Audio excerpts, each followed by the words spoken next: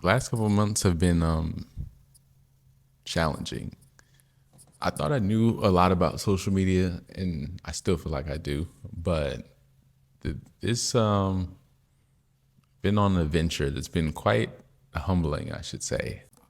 I wouldn't necessarily call myself a failure at YouTube, but I ventured off into a different niche with a different channel, and I took what I knew over to that channel, been applying that, and I've seen some success, but then in certain areas I've been seeing things go the complete opposite direction of what I would think it would go.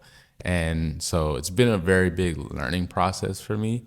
So I just thought I'd share what I've been learning and some of my thoughts and just kind of just treat this as a brain dump. But one being, the fact that you need to build viewer bias. And what I would call viewer bias is like, bigger channels that are well established. They have viewers, returning viewers who already know what to expect from them. They already hold them to a certain standard as a content creator. So they have more room to do things in their videos, like, certain gaps of maybe not as much editing or, a slower point in the story that people are willing to watch through because they know there's a reward at the end. And that's certain things you can do with editing a video proper way, but it's still not the same versus someone watching someone that they already know what to expect from them. It's like watching a show that's been on for 6 seasons, they're on the 5th season and you already know to expect the quality, right? Versus like a show that just started, you don't really know to what to expect. So there's a lot less room for error. So there's like two ways I see people build viewer bias. One is the slow way. This is the slower way. This is like the just, pure volume.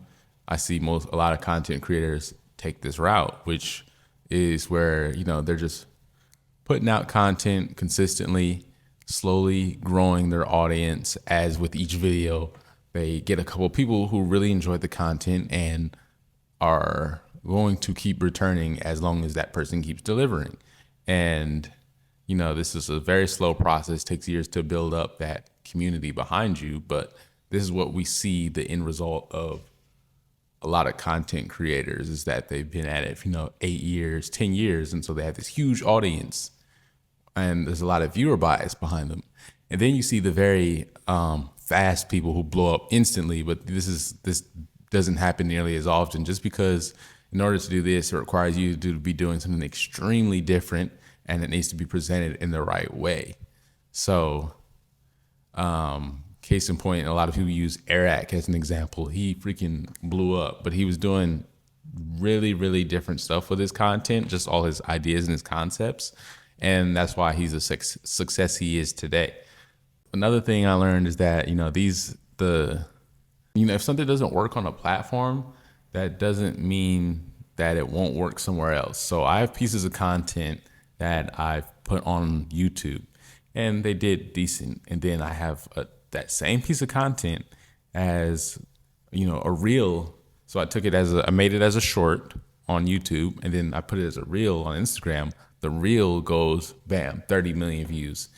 So it's really just about finding out which audience is more keen to that type of content. So the same person could be a different viewer on a different platform. They're expecting different things. So just like how I was talking about viewer bias earlier, different platforms have different viewer biases. They have a different expectation of what they expect to see on that platform. So what you expect to see on TikTok is going to probably be completely different from what you expect to see on Instagram. So if you're putting out short form content, just put it on all different platforms. Try Instagram, try TikTok. If you don't see success on there, try Facebook. So one of those will work. And I've seen it firsthand where someone's stuff didn't work on Instagram, but it took off on Facebook. So it's really just about finding your audience. The other thing we need to accept is like there's things about, and I'm not talking about viewers because ultimately the audience job is to serve the viewers, but there's still things about the algorithm that we truly don't understand. And I've been seeing some weird things in this niche that I've been venturing into. So it's a newer channel. I got some content that's about a little over a year old on there. So it's got a lot of meta data on it. So YouTube has kind of an understanding of what this page is about. But what I noticed is that I had some videos doing really well, and then I posted a particular bit of content that was a little quite different from the other stuff that I was posting. It's still in the same niche, just a totally different style and presentation. And it tanked. That video tanked really bad. But that same day, if I look at the impressions and views on all my videos, they all started tapering off the same day that within the same 24 hours of me posting that video that didn't do well.